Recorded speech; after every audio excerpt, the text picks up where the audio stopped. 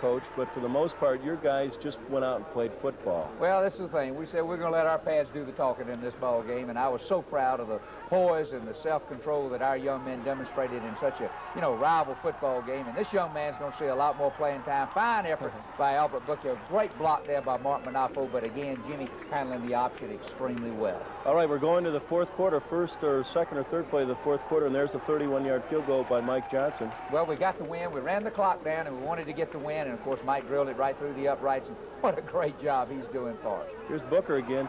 Jimmy did a fine job, I thought, of reading the. He really did, and pitching off the defensive end, and all his pitches were good all day long. And Mike just barely pushed this one over to the side, plenty long again. But of course, they had a roughness of the kicker penalty here, right here, and of course, it helped keep our drive along. We certainly are disappointed for Mike, and I'm sure he's pretty sore.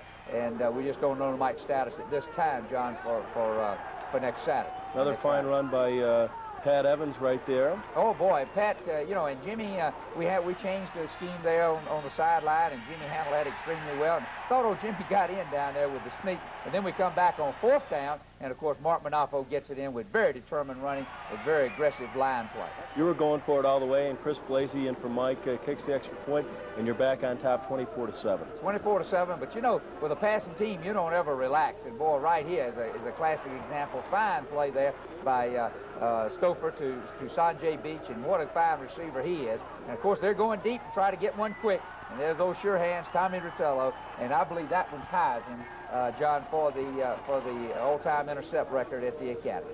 Heisman with Dwan Wilson at 15. Look at that run right there. Well, that's a fine run by Quentin Robertson. Again, it's a scheme that we had changed, and we made that an audible, and Jimmy just handled that extremely well. Great pressure again, pressure there by our Pat Stowe, by Mike there, and we were, just very much impressed with the intensity that our second unit played with when they came in. Coach, no doubt about it, as you like to say, without a doubt, your best overall performance. Well, no question about it, and I think we had a very consistent performance in all three areas of the game. Probably the first time this year, John, that we put it together, but again, you got to remember, we were a young football team starting the early part of the season. I hope we're growing up a little bit now, and I hope we'll play, and be able to put it together that way each week from here on out. I think we're growing, and we have matured an awful lot. All right, congratulations, Coach, and we're going to come back in just a moment, as we do every week, with our Life at the Academy feature, and also we'll meet a coach and a player up close and personal. We'll have that right after this.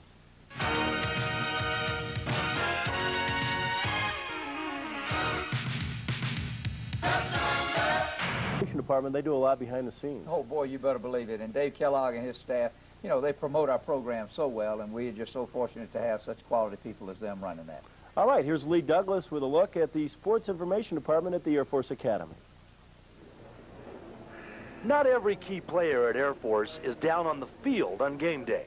Now, you probably won't recognize these names or find them in your game program, but I certainly couldn't do my job without them. And the highlights and interviews you see on this show every week wouldn't be possible. I'm, of course, talking about the guys in the press box, the Sports Information Department at the Academy, headed by Sports Information Director Dave Kellogg on the right, talking here to Ralph Routon from the Gazette-Telegraph. And Dave's staff also includes assistant George Fox, who's been at the Academy for 10 years now, Jim Sokol, who's on your far left, and Dave's assistant for football, Sergeant Bill Phillips, in the middle. And together, these gentlemen are responsible for some 28 sports at Air Force, but football alone is more than enough to keep them busy. In a nutshell, game program, press box, which includes taking care of the game statistic-wise, post-game, it's interviews and making sure all the media's got all the stats they need, all the quotes they need. Before, when I first came here, we were out begging and going into the bushes trying to get Air Force's name in the papers, on TV. A winning team, you can't beat that regardless of what happens.